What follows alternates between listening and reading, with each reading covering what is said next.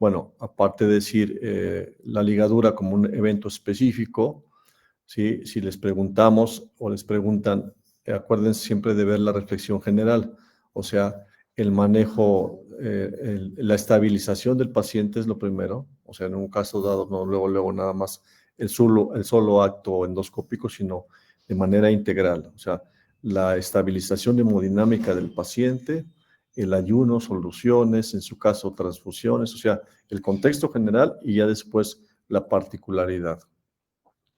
El manejo endoscópico de los pólipos, cuando son, digamos, de colon, que lo vamos a ver también más adelante. Si tienen un buen pedículo, pues ya vieron cómo funciona el asa de polipectomía con apoyada de electrocauterio, ¿no? O sea, cosas de este tipo que las vimos, las ejemplificamos y que les sirvan de algo, ¿no? Para que quede un poco más útil la plática que tuvimos. Hoy vamos a, si hubiera alguien así que me comente algo, me pregunta o algo, me lo dice directamente. Bueno, vamos a ver hoy cirugía pediátrica, generalidades de las patologías más frecuentes en este campo, que es algo específico. Ahorita en este segundo parcial vamos a ver vesícula, vías biliares, páncreas, cirugía pediátrica, sangrado digestivo y nos va a dar tiempo de ver algo de colon para prácticamente con esto el segundo parcial, incluyendo una presentación que ahora sí ya sería la próxima semana, no esta, la próxima. Ahorita le mando a Fanny. Básicamente serían 3 temas que ustedes van a desarrollar. Organícense como lo tengan habitualmente hecho, o si hacen nuevos grupos, yo no tengo inconveniente.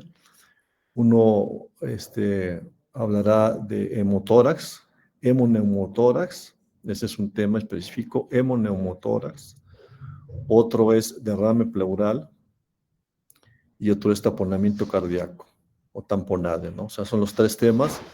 Repártanselos por sorteo, hagan 3 grupos y sería, digamos, de este miércoles a la siguiente semana, que es la clase presencial, y tendrían, vamos a decir, media hora por grupo para presentarla, lo cual nos daría 1 hora y media. Habitualmente se van 5 minutitos, por ahí estaríamos de las 2 horas, repito, hemotórax, hemoneumotórax, derrame pleural y tamponade o derrame pericárdico. Ustedes se organizan. Bueno, vamos a ver entonces lo más frecuente en los niños. Bueno, pues por supuesto, la fimosis. Sí, aquí ven en la diapositiva lo que sería lo normal es que el prepucio sea retráctil. Digamos, eso es lo normal en el recién nacido. Sí, a veces no inmediato, pero sí en los días o semanas subsecuentes, sí es retráctil. A veces el pediatra le dice a la mamá cómo hacer algunos ejercicios para retraer el prepucio, sí, pero hay veces en que está francamente puntiforme, sí, en el que entonces se puede hablar de una fimosis porque, digamos, no puede ser retraído. Aquí no nos vamos a meter, ya habíamos hablado un poquito por ahí en alguna ocasión de esto. No nos vamos a meter en temas un poquito religiosos o un poquito ideológicos, de que si a todos deben ser circuncidados, no es lo que se debe hacer. Hay recién nacidos con un prepucio muy retráctil que, digamos, básicamente, ¿para qué es la retractibilidad? Para el aseo del surco balano prepucial. Digo, básicamente para eso es lo que se desea que sea retráctil, ¿no? Entonces, cuando está puntiforme, francamente se hace como un anillo fibroso y entonces ahí sí se requiere hacer algo, ¿no? Aquí tenemos como que los tipos de fimosis, es decir, si es puntiforme y no retráctil, digamos que estos 2 primeros casos serían quirúrgicos, el anular retraíble y el otro pues no tiene ningún problema, o sea, son prepucios que tienen cierta elasticidad, ya sea natural o que se va adquiriendo con cierto tipo de ejercicios, y bueno, no tiene problema. Entonces, estrictamente hablando, es una indicación quirúrgica la fimosis puntiforme, preferentemente sí, para efectos, digamos, sobre todo de aseo. porque se puede conjugar ahí el famoso esmegma y vienen infecciones ahí en cualquier edad del varón, ¿no? Aquí tenemos una tabla que habla más o menos lo mismo, es decir, hay una clasificación, ¿sí? Digamos, cuando es el tipo 1 como leve retractilidad, sin que se vea el glande, pero, pues, digamos, no es puntiforme. Sin embargo, en el 2 ya se observa el meato uretral, ¿sí? Ligeramente mayor, con una mayor retractilidad. Y bueno, pues en el 5 ese es un poco gradual, está graduado. El 5 es una exposición fácil, ¿no? O sea, lo normal. Entonces, digamos, cuando es solamente puntiforme, que no se puede, y que además se hace cierta fibrosis, así en la punta, es en donde estaría indicado la circuncisión. Entonces, la pregunta sería, recién nacido con un prepucio puntiforme, yo les diría que en el recién nacido no se puede valorar necesariamente si ya lo requiere, ¿sí me explico? Es decir, más adelante, en el transcurso de la edad del paciente, si ya se podría en un momento dado decir sí la requiere. Bueno, ok. ¿Qué se hace? Bueno, la circuncisión es un procedimiento relativamente sencillo.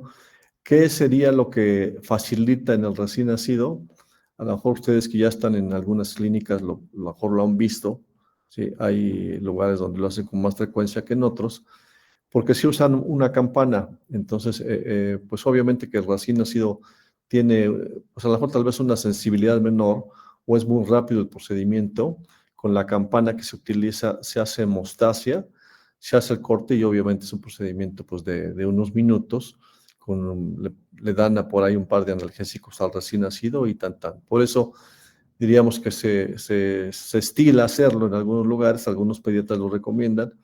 Desde el punto de vista estrictamente científico, no hay una justificación.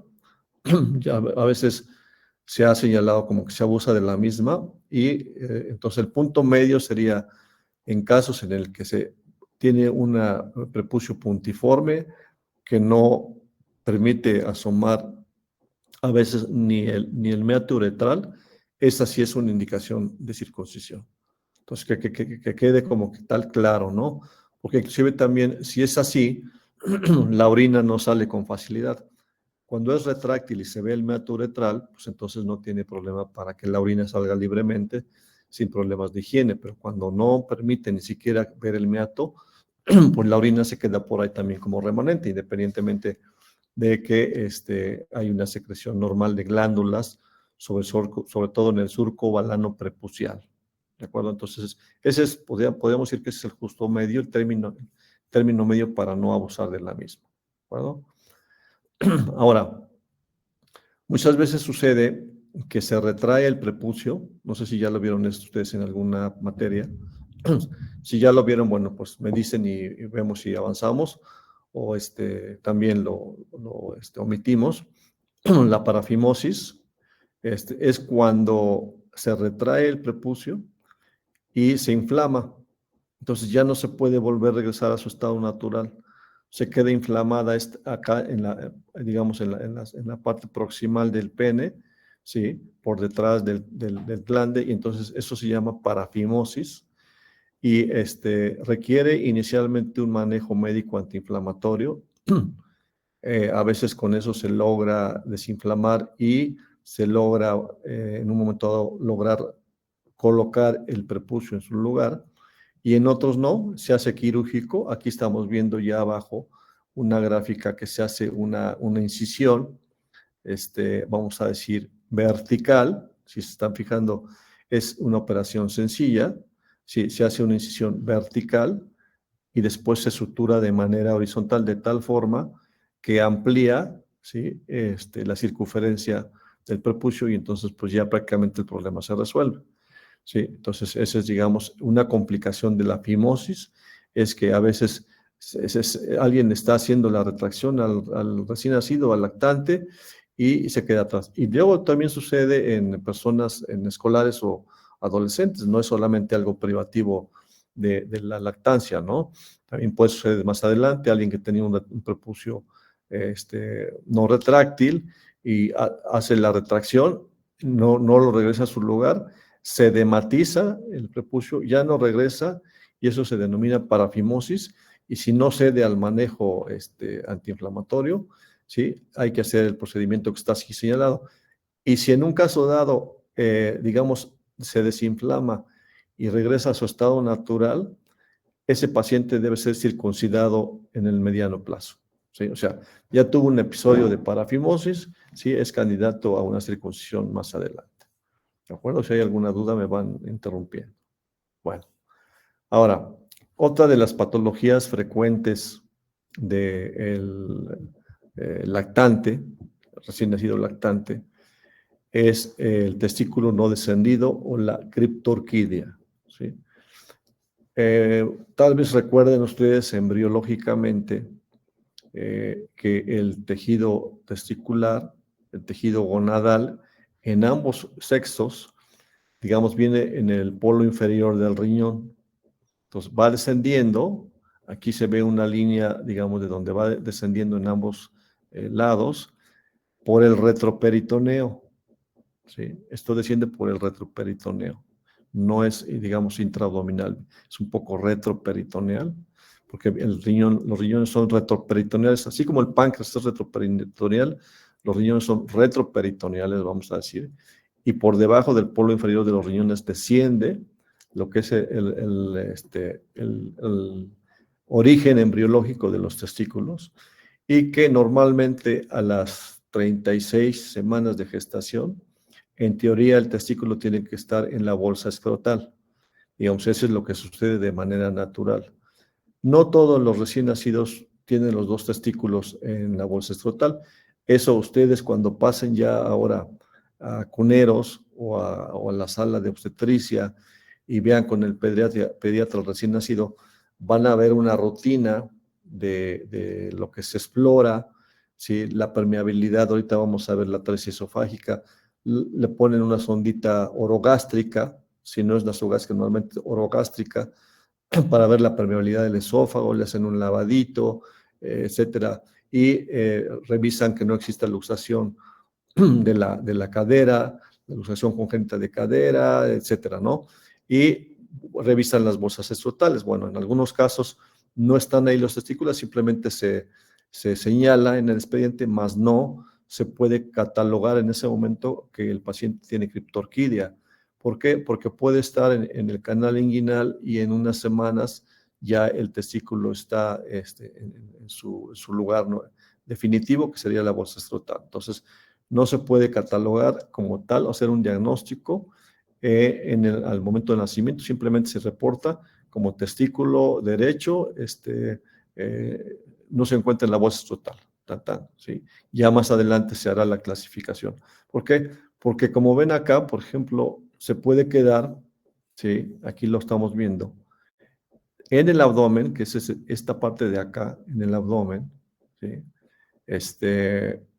Retroperitoneal, no es que esté al acceso de abrir el abdomen, es tener que entrar al retroperitoneo, está en el conducto inguinal, ¿sí? Está por arriba del escroto o está en su lugar.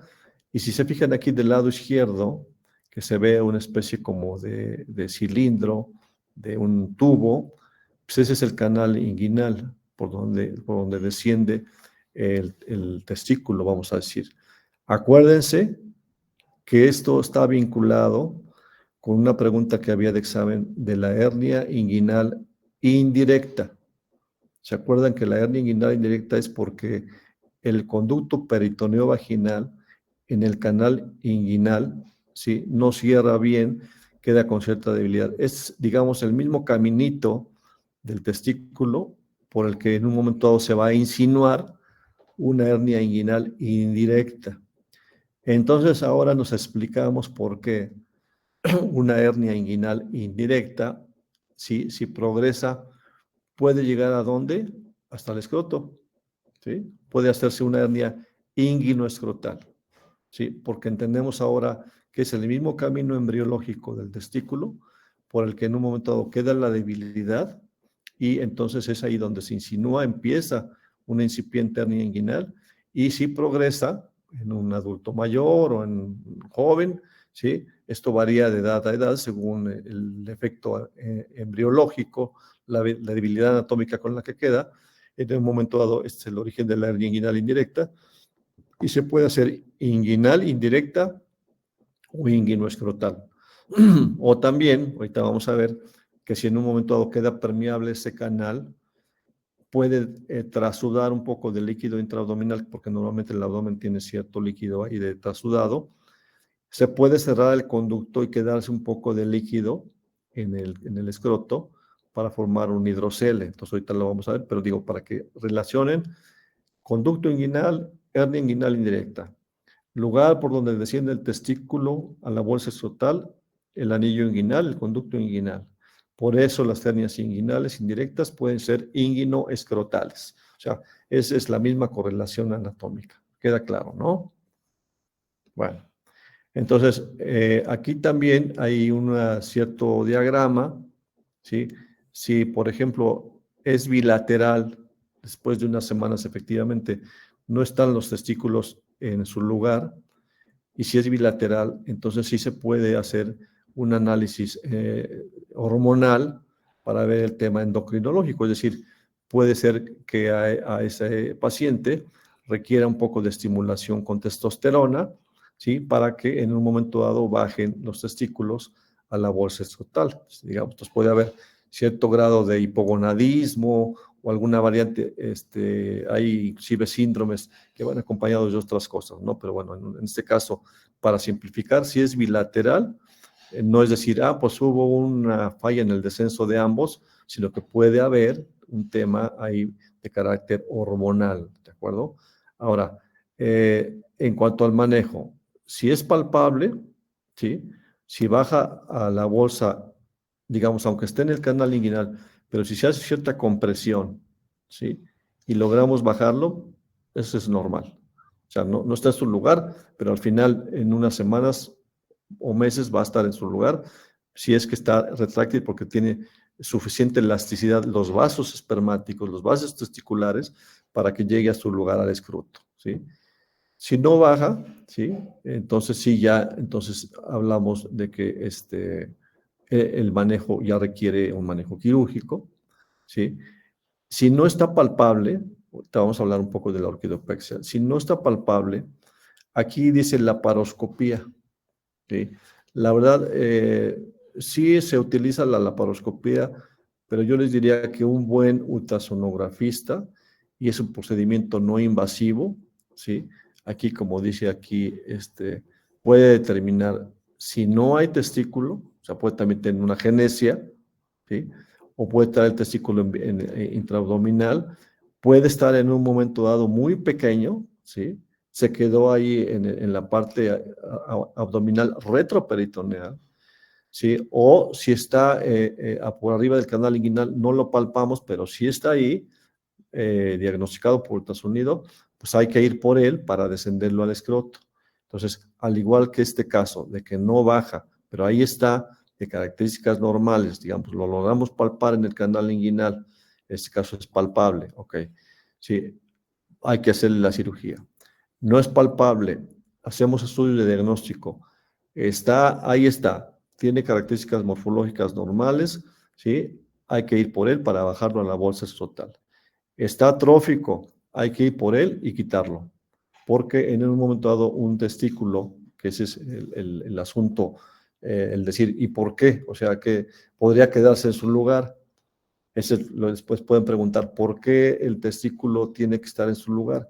Bueno, porque digamos que fuera del cuerpo, en la bolsa escrotal, está a otra temperatura, esto ya lo saben ustedes, ¿no? Entonces, si se encuentra en el canal inguinal, está en una temperatura con más calor, que no es lo correcto para el tejido glandular, hormonal, testicular, y también está sujeto a un golpeteo, porque en la bolsa escrotal, bueno, pues está en su lugar, pero si está aquí junto al pubis, puede tener un golpeteo ahí indirecto, mínimo, pequeño, constante, sujetos a mini traumatismos, y entonces eso no es conveniente.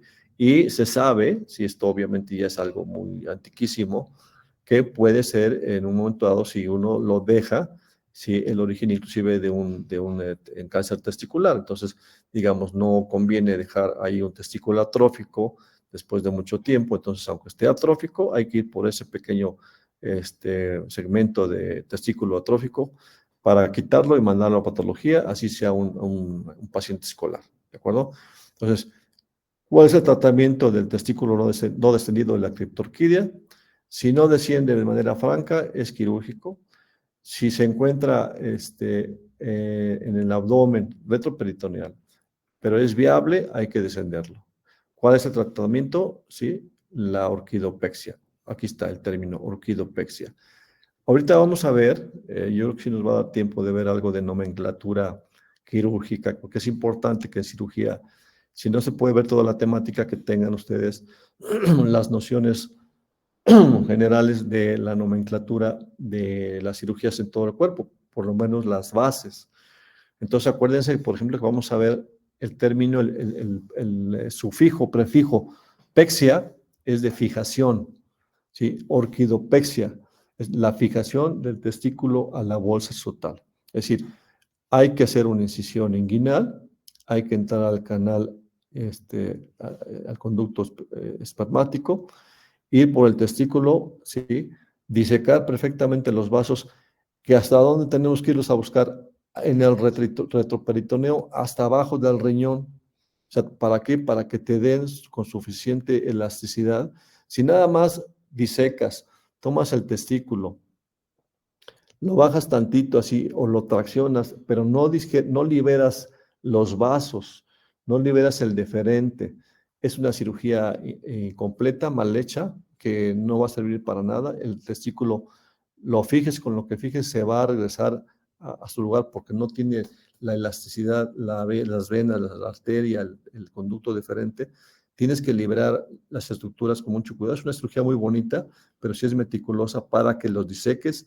Repito, en el caso de la cuestión circulatoria, nos vamos hasta abajo del riñón. Esto varía, depende de la altura de donde está el testículo, pero hay que liberarlo suficiente para que baje. O sea, lo hacemos ya en forma externa, que tú veas que tomas el testículo y lo bajas hasta la bolsa escrotal sin que esté tenso.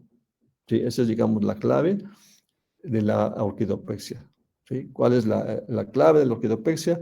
La disección y liberación de las estructuras vasculares hasta la región infrarrenal. ¿De acuerdo? Entonces, en estos casos es cuando se hace quirúrgico. ¿Sí? Aquí lo que decía, ¿no? Los riesgos de no operar a la criptorquidia a tiempo. Ahorita vamos a ver, la mayoría de las escuelas pediátricas, de cirugía pediátrica, nos dicen de 2 años. Antes se hablaba de más tiempo, pero ahorita, bueno, pues ya está en 2 años. Tenemos por un lado el tema, digamos, hormonal, porque este tejido atrófico pues no va a producir suficiente testosterona, ¿sí? Y entonces va a haber un tema de infertilidad, hipogonadismo, y además no va a haber una suficiente génesis de espermatozoides y pues puede haber infertilidad. Pues por lo menos de un lado es difícil que la criptorquidia sea bilateral, pero digo, sí puede tener un testículo fértil y es más que suficiente, ¿no? Pero obviamente pues hay que tratar de evitar este tipo de cuestiones, ¿no? Aquí señalan, ¿sí? que el cáncer testicular, quienes tienen el testículo fuera del escroto, porque se queda ahí sujeto a politraumatismos junto al pubis o arriba en otra temperatura intraabdominal, ¿sí? Tienen de 15 a 20 veces más probabilidades de desarrollar una tumoración, una neoplasia testicular. ¿Sí? O en un caso dado, pues puede haber una torsión de esa estructura, ¿no? Entonces, por eso lo que hay que liberar. Aquí está, digamos, una incisión inguinal, ¿sí? Pareciera ser un lactante mayor, 2 años, no sé, y que se está disecando el testículo, pero repito, aquí lo importante son los vasos, que debe uno de llegar a liberar hasta la región infrarrenal. Eso es lo importante del procedimiento. Bueno, aquí hablamos, para que se quede como algo mnemotécnico, 2 años. Sería como que el plazo sugerido hasta los 2 años, ¿sí? En algunas escuelas todavía esperan un poco más. En algunos casos hay pediatras que les dan inclusive hormonales todavía una temporada más, pero para que nos quede como un concepto claro, ya saben lo que es la criptorquidia, ya saben del origen embriológico, ya saben en qué caso se hace quirúrgico, ¿sí? Los riesgos de no hacerlo a tiempo y la edad que es la cirugía, 2 años. ¿De acuerdo? Si hay alguna pregunta sobre este tema, me avisan. Bueno, ahora vamos a ver la atresia de esófago. Aquí ya les decía yo, cuando estén en los hospitales, van a ver cómo el pediatra al recién nacido le hace de rutina una revisión. Por ejemplo, le pone un termómetro rectal que no lo hace necesariamente sí para medir la temperatura corporal, pero también para ver que no exista una atresia anal. O sea, esa es, digamos, parte de la revisión integral. Lo mismo de una sonda orogástrica. ¿Por qué? Porque en un momento dado puede no entrar hasta el estómago, ¿sí? Y entonces tener una atresia de esófago, ¿sí? Es una patología, pues digamos, si bien no frecuente, sí, pero sí existe, ¿sí? Sobre todo, ¿cuál es la más frecuente? Es el tipo C. O sea, esta que está aquí hasta el lado derecho de la diapositiva, aquí está el esófago proximal en un saco ciego, ¿sí? Y el esófago distal tiene una fístula tráqueo-esofágica distal, ¿sí? Entonces, este es el tipo más frecuente, grábenselo. ¿Cuál es el tipo de atresia esofágica más frecuente? El tipo C. ¿En qué consiste? En un saco esofágico proximal ciego, ¿sí? Y en una comunicación, en una fístula tráqueo-esofágica distal. ¿Qué va a suceder? Entonces, esto, vamos a decir, primero, obviamente, pues hay que hacer el diagnóstico al recién nacido de rutina con la sonda, ¿sí? Para no ser más invasivo. Si no lo checan y le empiezan a dar de comer, pues obviamente va a tener una regurgitación inmediata con riesgo inclusive de broncoaspiración. Pero además de esto, fíjese como la tráquea, o sea, las vías aéreas están en comunicación con las vías digestivas, pues obviamente va a pasar aire por esta fístula al estómago y esto radiológicamente va a dar una imagen específica, ¿sí? Entonces, digamos que ese es el tipo más frecuente. Hay otras, mucho más raras, ¿sí? Que ya sería como un detalle más específico de pediatría. Aquí está esquematizado, ¿sí? Como, fíjense, casi el 90% es el tipo C, que es la que vimos. Aquí está ahora en el margen superior derecho de la diapositiva, ¿sí? Un esófago proximal en un saco ciego y la tráquea con una fístula al esófago. Ese es el tipo C, que es con mucho el más frecuente. ¿De acuerdo? Bueno. Este es algo esquemático de lo mismo, ¿sí? Vean acá en rosa arriba el esófago proximal ciego y el esófago distal unido a la tráquea, pues puede ser con calibres diferentes el tamaño de la fístula, pero que obviamente va a generar que el paciente en una placa simple de abdomen, pues veamos una gran burbuja aérea, porque pues, por lo mismo que está pasando el aire de la tráquea al estómago, ¿no? ¿Sí? Esto que señala aquí de un síndrome o de una asociación VATRR, ¿sí? Significa que esta atresia esofágica se puede acompañar de otro tipo de malformaciones congénitas.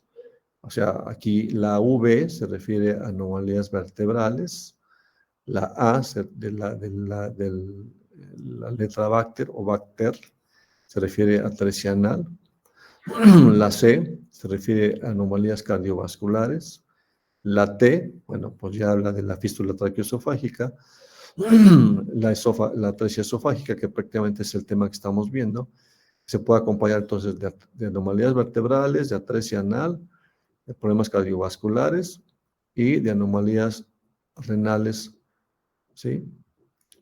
Y este es mucho más raro, ¿no? De la columna.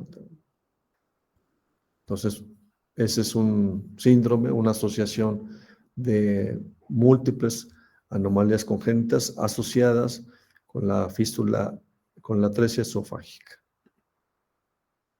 Esto ya lo vimos cuando vimos hernias diafragmáticas. Acuérdese que vimos, bueno, de adultos, digamos, la más frecuente ya fue motivo de 2 preguntas.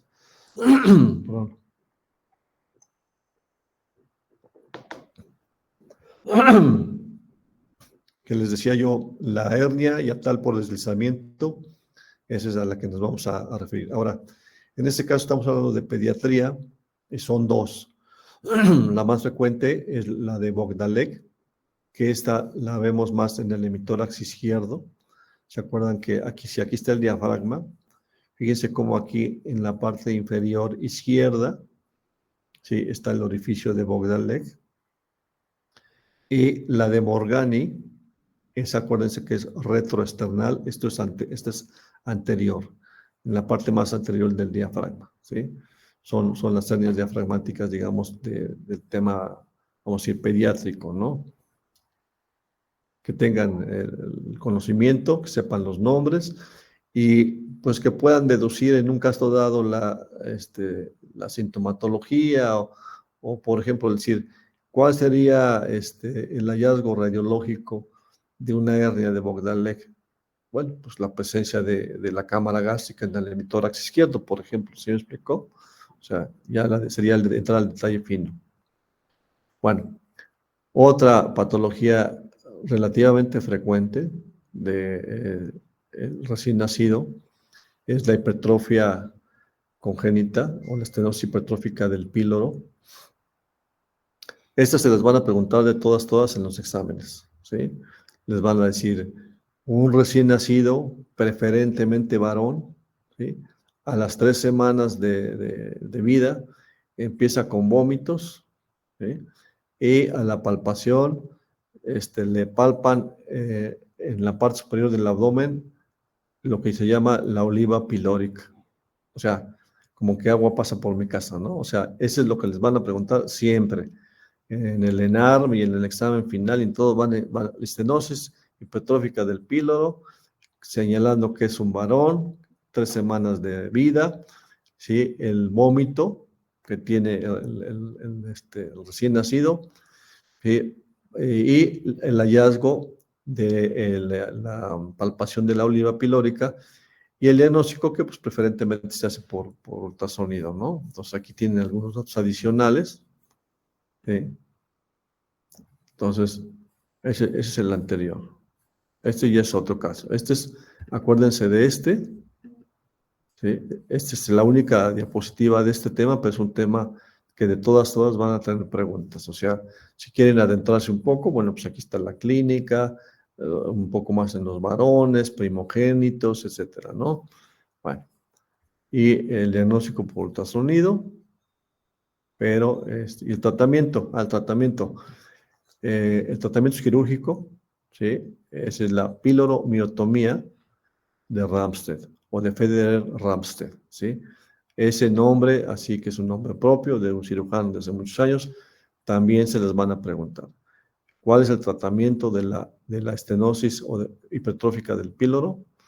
La piloromiotomía, ¿sí? De Ramstedt o de Federer Ramstedt, también la van a encontrar así en la literatura, ¿no? Es decir, se hace una pequeña incisión, subcostal derecha, ahí vamos a encontrar el píloro, simplemente se va a hacer el corte del píloro en lo que viene siendo la serosa y la muscularis, la muscular del píloro, hasta ahí nada más.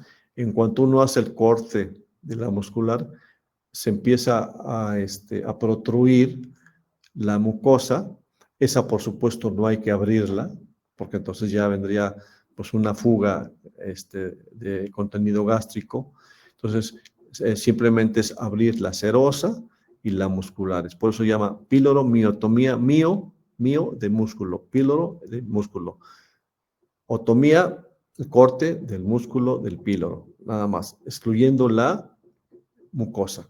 Ese es el tratamiento quirúrgico, y con eso se resuelve. Es una cirugía relativamente sencilla, en buenas manos, es un procedimiento corto, ¿no? Bueno, ahora, aquí estos casos subsecuentes los vamos a ver un poquito como presentación de casos clínicos, para que también vayan asociando, así como les decía, en el caso de la hipertrofia de píloro masculino, 3 semanas, varón, vómito, la oliva, bueno, pues en este caso, un recién nacido, por ejemplo, que tiene aquí asociado un síndrome de Down, una trisomía 21, con distensión abdominal y vómito biliar a las 8 horas de vida. Sí, acuérdense aquí, sí, hay que empezar ok, acaba de nacer, tiene Down y está distendido y está vomitando, pero tiene un vómito biliar. Si tiene un vómito biliar, entonces ya podemos estar pensando, bueno, puede tener una atresia duodenal, una obstrucción duodenal después de la salida de la ámpula de Vater, de tal forma que hay contenido biliar en el vómito, ¿de acuerdo?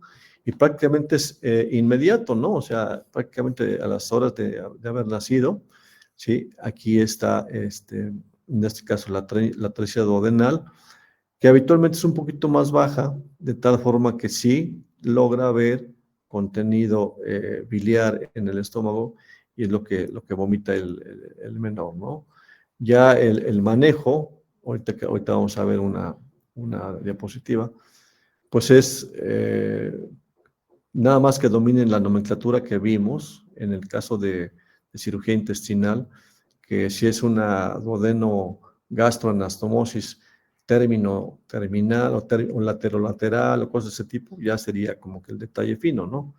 Aquí estamos viendo, si se fijan acá, sí, aquí está la atresia duodenal, o sea, aquí está el estómago, el duodeno, está el píloro, está el duodeno, sí, y después de más o menos como este nivel viene la ámpula de Vater, entonces hay contenido biliar acá, refluye, como no hay paso distal, refluye el contenido biliar al estómago, entonces por eso el recién nacido de inmediato está vomitando contenido biliar. Aquí viene la obstrucción, la genesia o la atresia duodenal. ¿Sí? ¿Qué es lo que se va a ver? ¿Sí? Esta imagen, como le llamamos, de doble burbuja. La burbuja gástrica y la burbuja duodenal. ¿Sí? Esta es la imagen radiológica. Fíjense cómo cambia la imagen.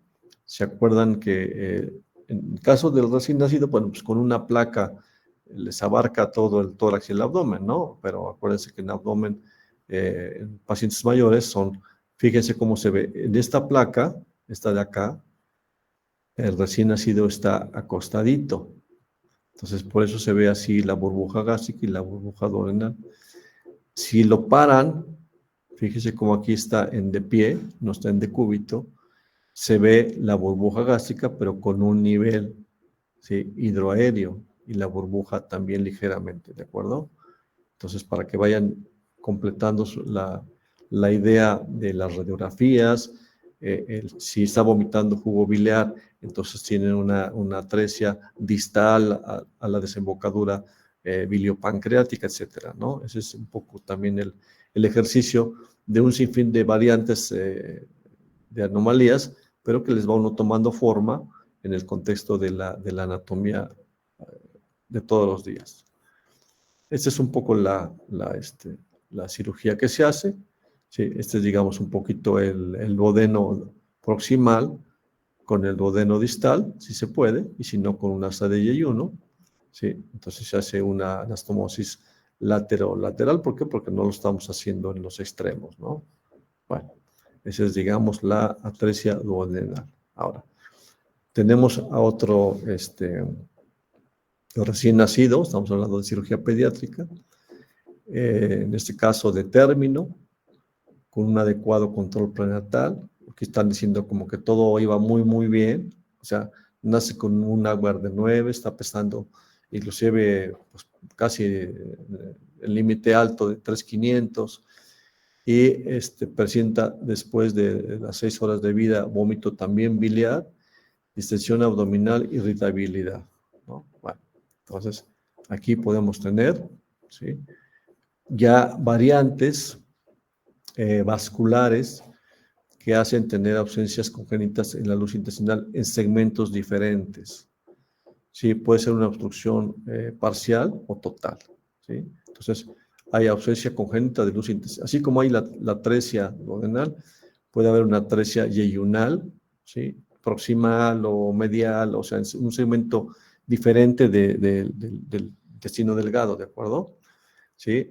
Aquí es una falta de formación completa de la porción del conducto intestinal. Esto es un tema embriológico, entonces hay un mundo de malformaciones, por eso nos estamos concentrando un poco en las principales. Sí, aquí se ve cómo en esta diapositiva, como por ejemplo, aquí viene una disminución o viene un evento isquémico, ¿sí? Y entonces, digamos, obviamente durante la vida embriológica, que genera, ¿sí?, que esta parte del intestino no tenga un crecimiento homogéneo y se hace una zona de estenosis o de atrofia, de estenosis, de atresia, pues, ¿no? En segmentos diferentes. Aquí, por ejemplo, con variantes de que en algunos casos quedan hasta completamente distantes las asas de que fue un evento isquémico más severo, ¿sí? Bueno, aquí hay uno menor, aquí hay una atresia incipiente, aquí está incompleta y puede ser en cualquier parte. Aquí, por ejemplo, si la ven, está en la parte del ilion distal, etcétera, ¿no? Bueno, entonces, pero les están diciendo desde el principio, todo está normal, no tiene Down, no tiene otra cosa, peso normal, empieza a vomitar, contenido biliar, ¿sí?, con irritabilidad, porque obviamente tiene dolor, ¿sí?, por los movimientos peristálticos que encuentran una zona de estenosis, pues empieza a tener un dolor, irritabilidad, ¿sí?, un evento isquémico, entonces puede haber una atresia en algún lugar del tubo digestivo, ¿sí? Bueno, vamos a ver otro caso. Este es también más en el sexo masculino. Ya estamos hablando de un lactante menor de 9 meses, no es en el recién nacido, y que inicia con dolor abdominal, tipo cólico intermitente. ¿Sí? Aquí está como que muy estructurado, ¿no? Cuánto le dura después. O sea, vienen episodios de dolor que remiten, ¿sí?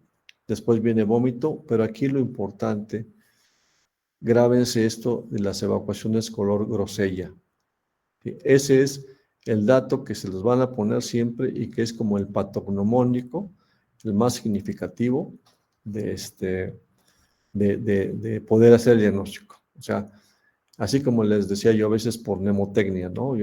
Te dan un dato y inmediatamente dices esto. Por ejemplo, oliva pilórica, hipertrofia congénita de pílora. O sea, no hay otra patología que te lo dé, ¿no?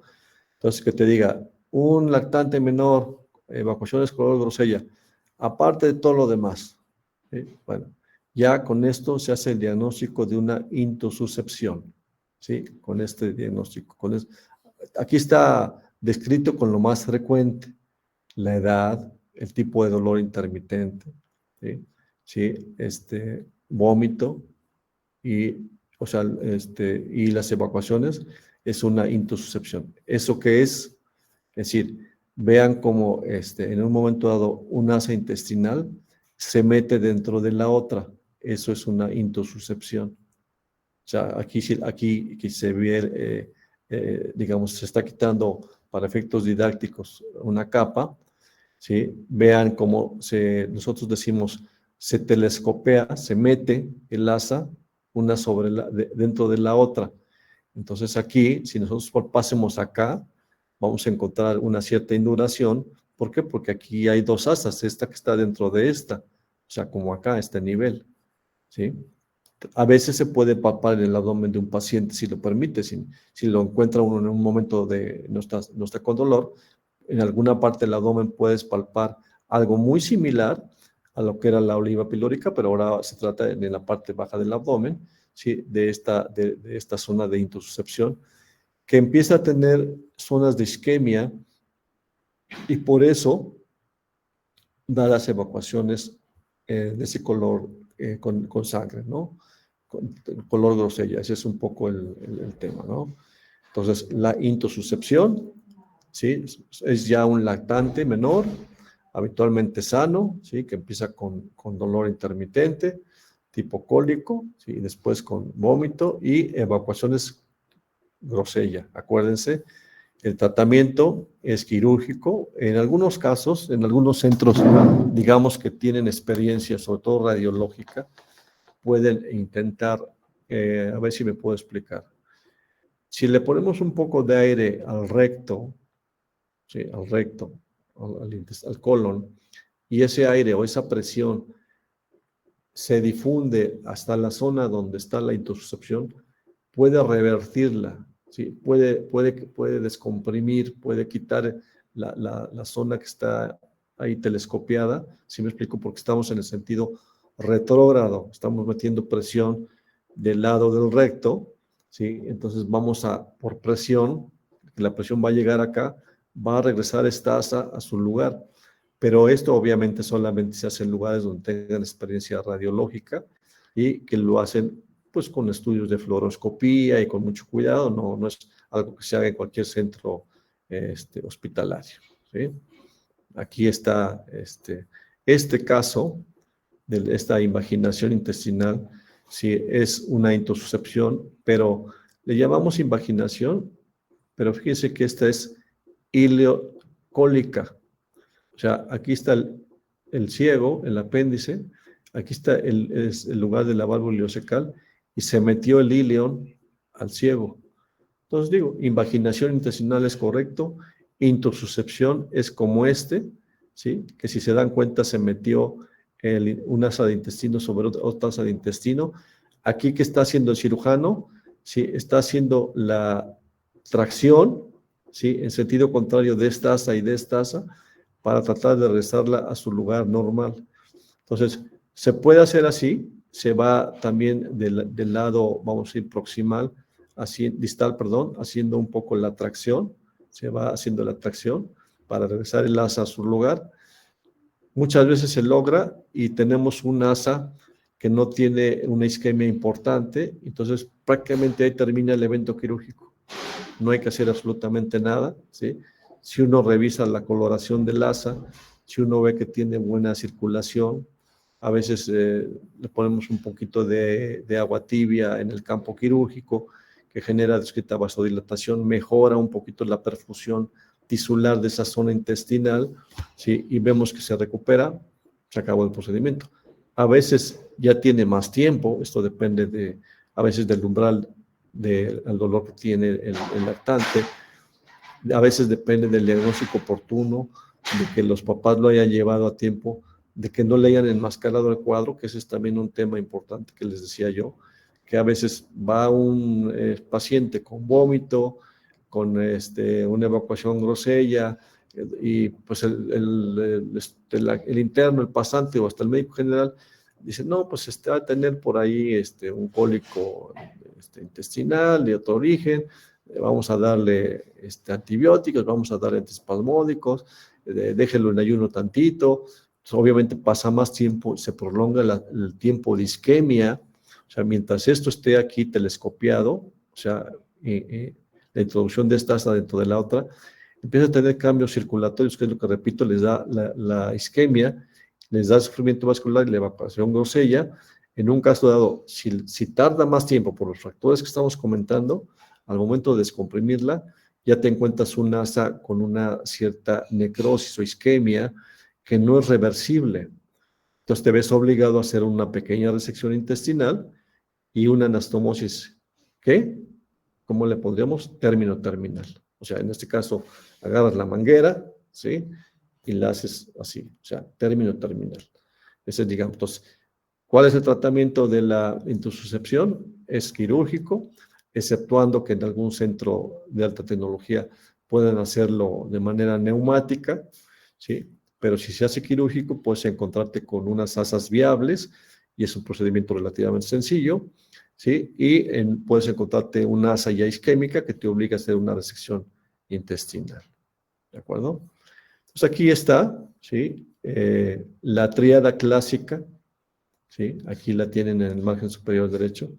Dolor abdominal, llamámosle tipo cólico.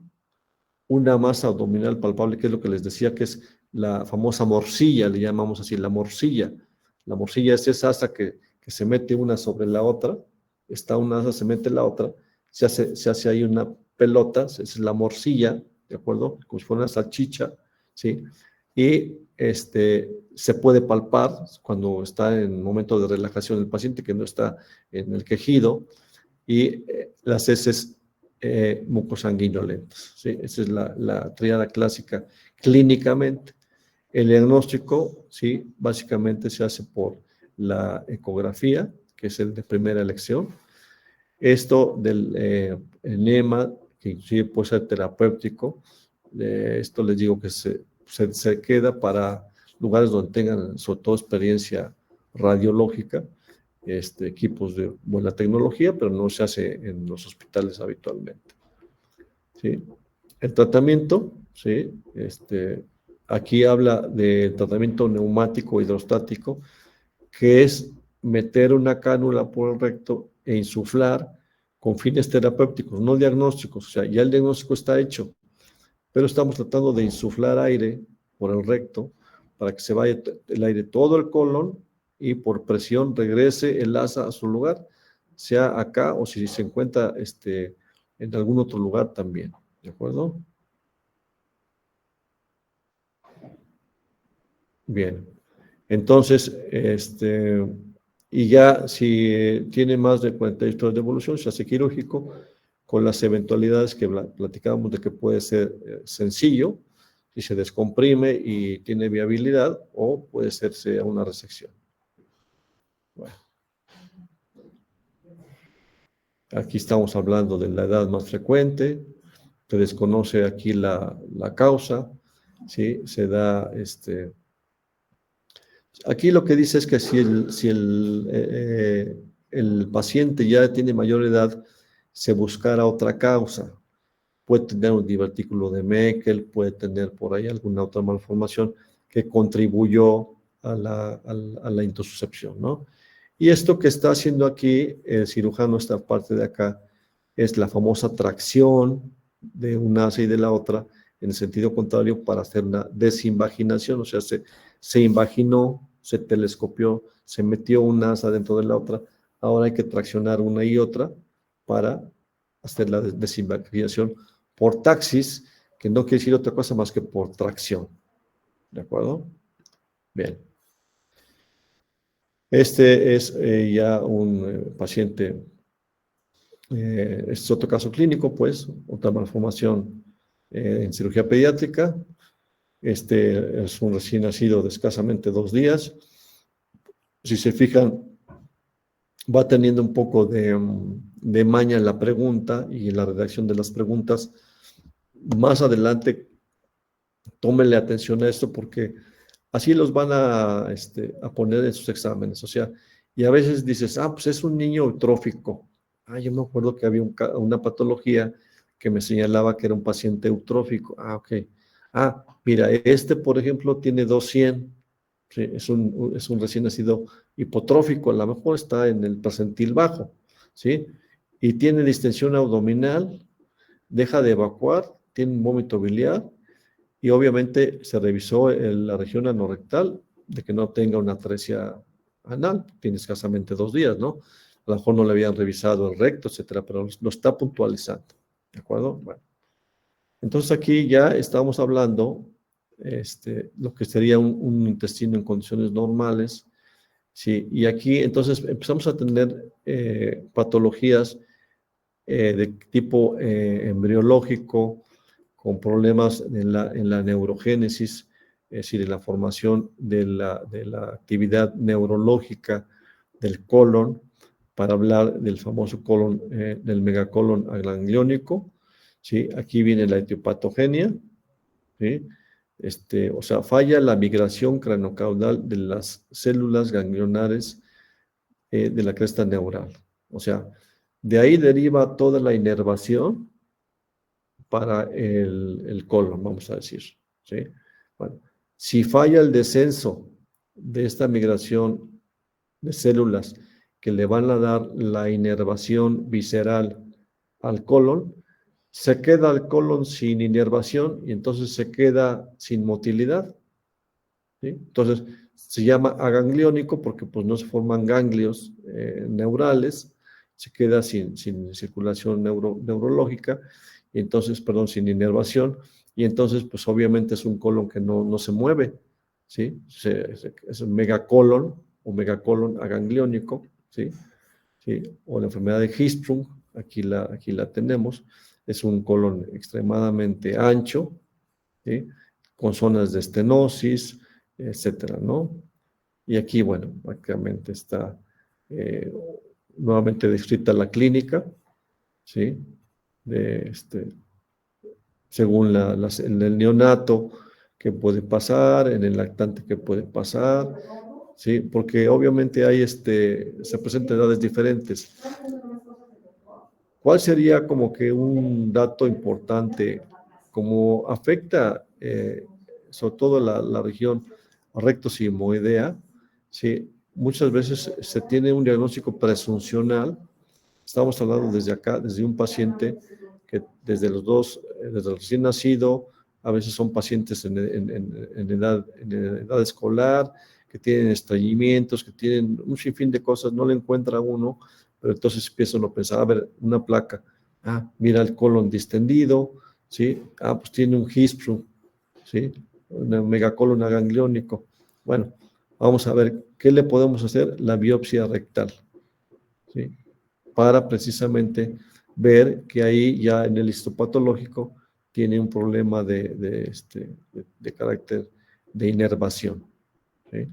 Entonces, aquí ya estamos hablando de otra patología, ¿sí? Ya recorrimos un poco lo que es fimosis, orquidopexia, testículo, la atresia duodenal, la atresia intestinal, ya hablamos de la intussuscepción, etcétera. Ya vimos algunas de las más frecuentes.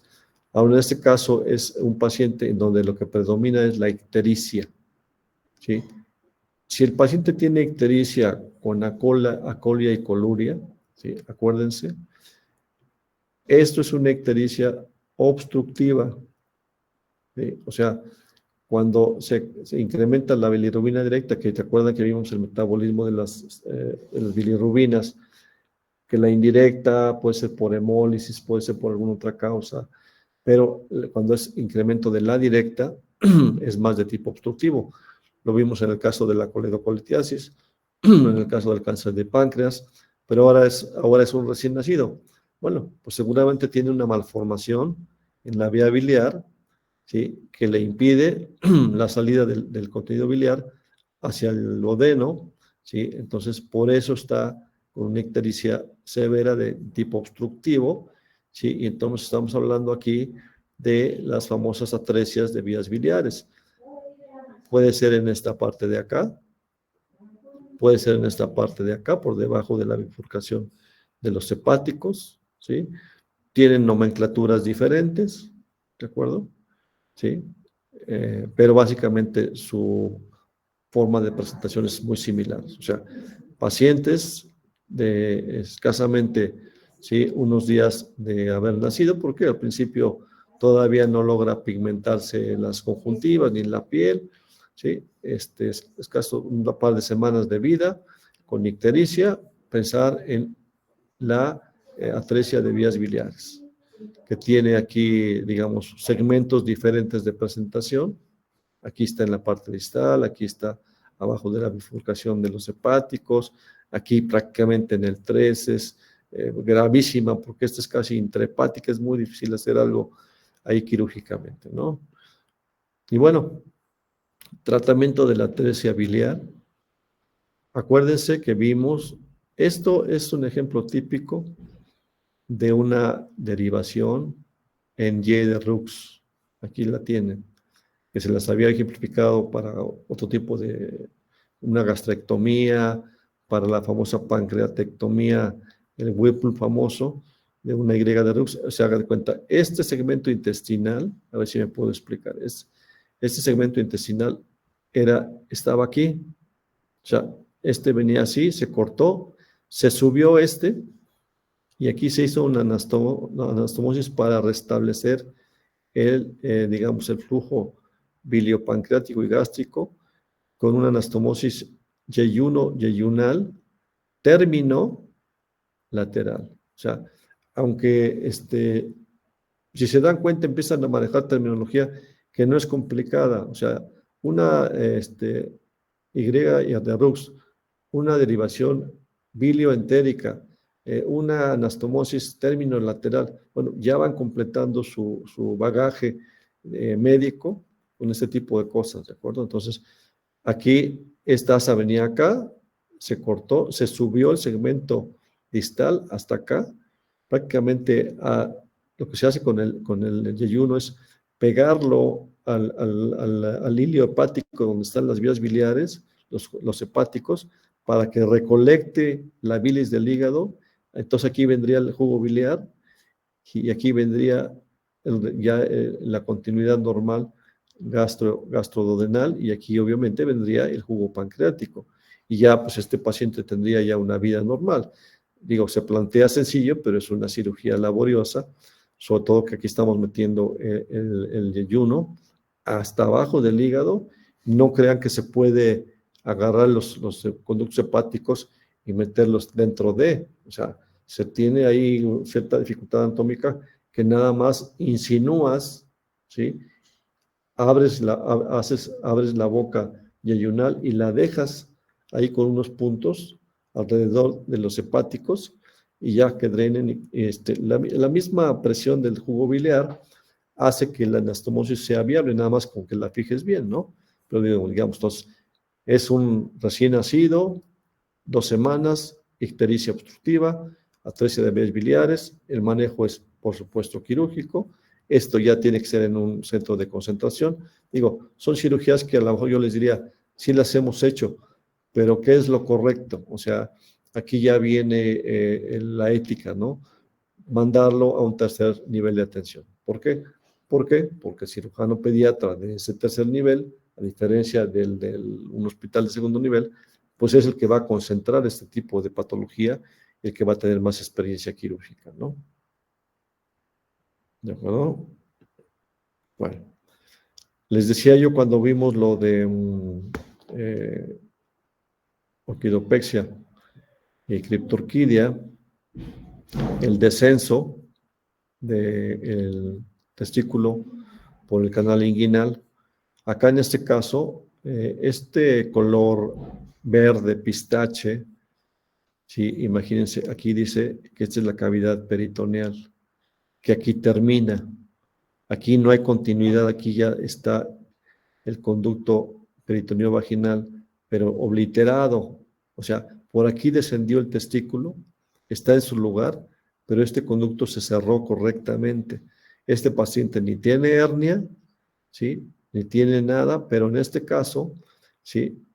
Se quedó permeable una parte de este conducto peritoneo vaginal, pasó líquido de la cavidad peritoneal a la bolsa total, y entonces se hizo un hidrocele testicular.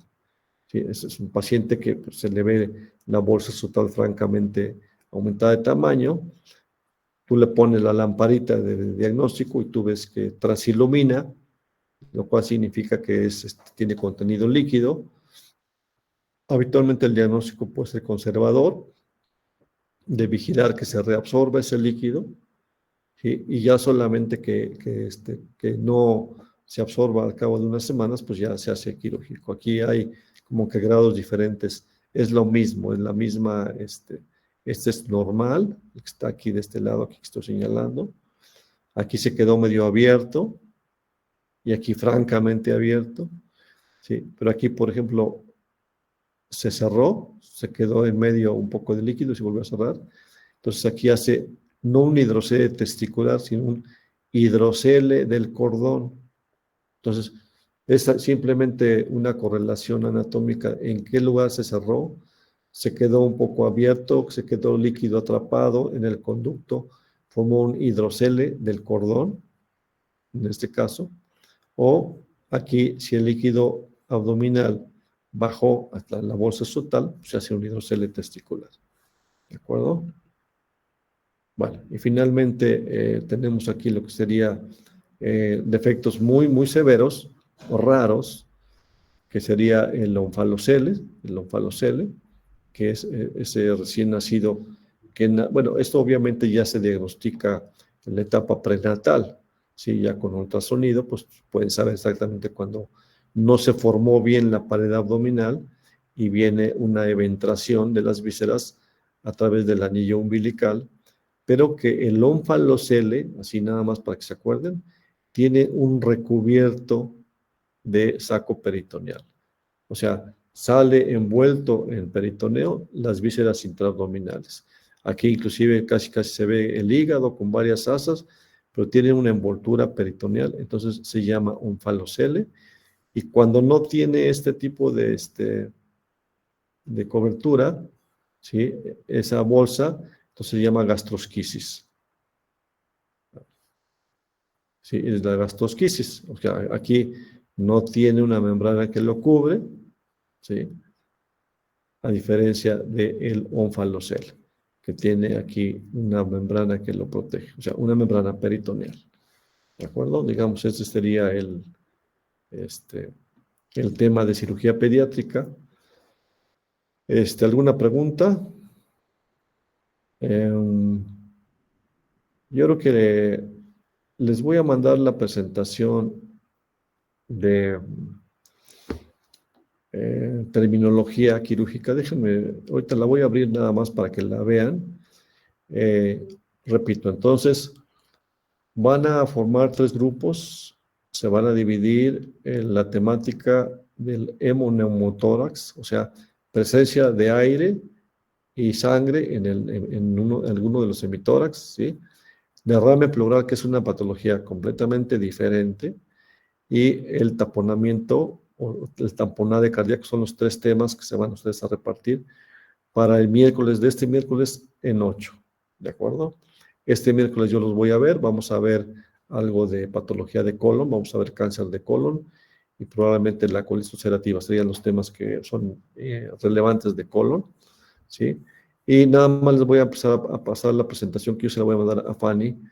Esta la van a estudiar ustedes. ¿Se acuerdan que les comenté que revisaran un poco ya de esta presentación y que les iba a preguntar? Bueno, pues ya esta ya la presentamos, pero déjenme ver aquí, vamos a ver la de nomenclatura.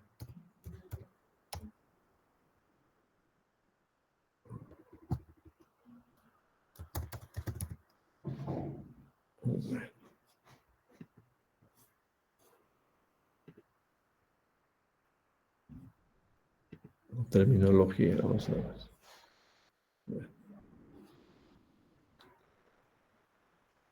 Creo que ahí la están viendo, ¿no? A ver.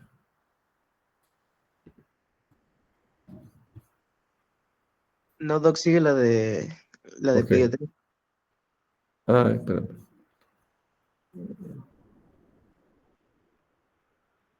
Ah, ¿por qué? Entonces déjame abrir esta. Esta. Y vamos a compartir aquí.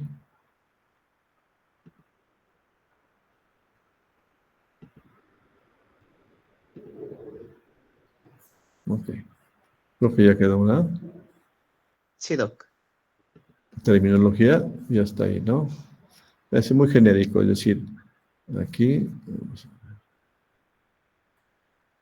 Bueno, aquí nada más les voy a dar la base y ya se van ustedes con las especialidades.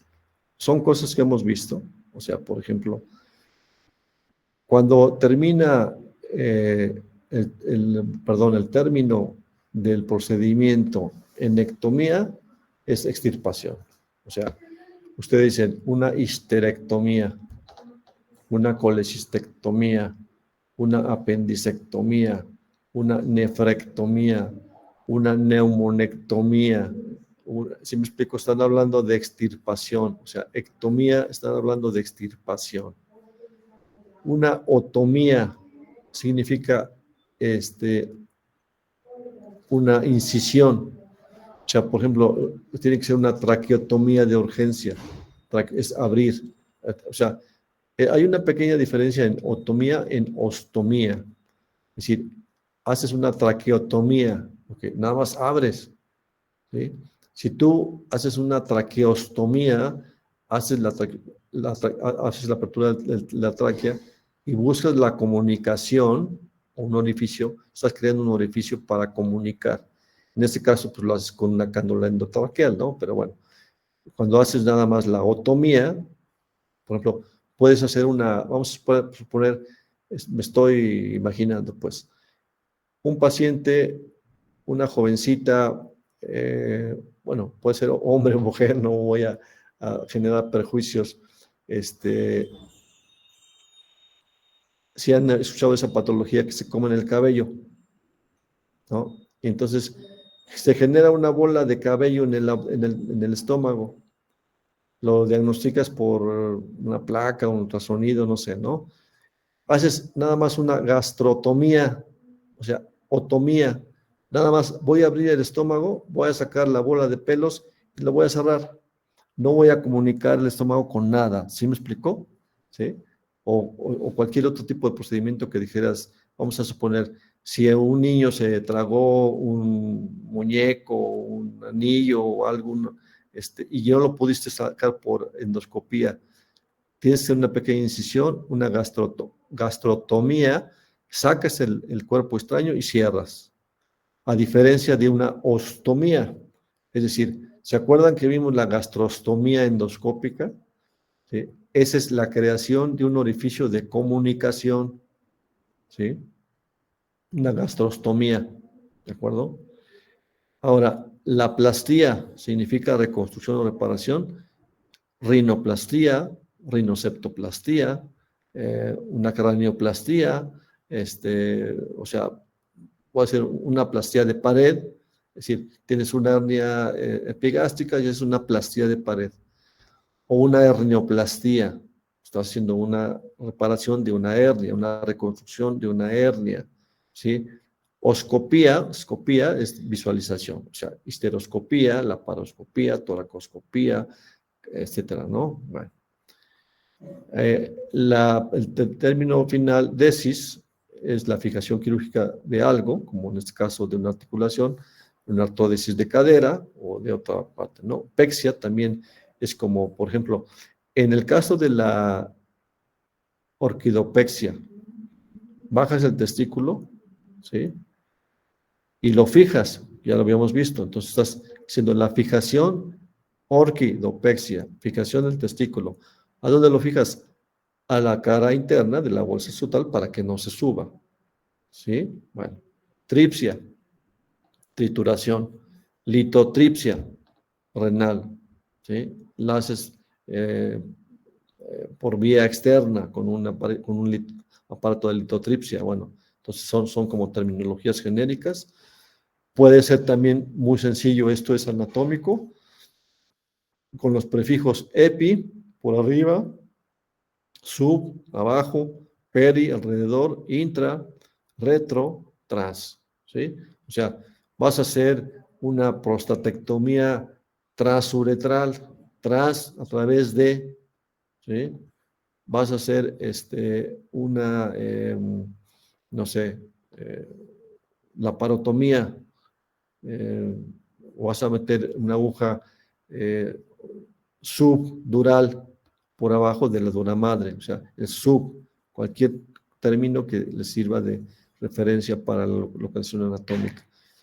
Quirúrgicos, algunos, por ejemplo, endo, dentro, láparo, el abdomen, artro, articulación, osteo, hueso, cole, quiere decir bilis, ¿no? Una colistectomía, angio, de vasos, neuro, de nervios, cardio, etc. Esa es la base. Ahora, y aquí ya ustedes van a repasar por especialidades, ¿sí? En el caso de neurocirugía, bueno, ¿cuáles son los procedimientos? No los vamos a ver, simplemente que conozcan la nomenclatura. Ese sería todo el cue del asunto. Es decir, ¿qué es una craniotomía? Es decir, la apertura quirúrgica, ¿sí? Del cráneo, ¿sí? Un paciente politraumatizado con un hematoma subdural, le hace una craniotomía descompresiva, ¿de acuerdo? O sea, cosas de ese tipo, ya lo pueden ustedes aquí revisar. Difícilmente vamos a poder entrar a ver toda la patología, es decir, un paciente tiene una hernia de disco, le haces una disquectomía con una hemilaminectomía, bueno, ya son términos específicos, pero que los dominen en neuro, ¿sí? Que los dominen, aquí esto es en la columna lumbar, etcétera, una derivación ventrículo-peritoneal. Estas se las voy a preguntar en el examen. Ya vi que algunos se salieron y ahí Fanny está tomando nota de quién entra y quién sale. Bueno, por ejemplo, tiene un paciente que tiene hidrocefalia. Aquí se ve la dilatación de los ventrículos, así como que esta mariposa está muy grande. Sí, son los ventrículos laterales.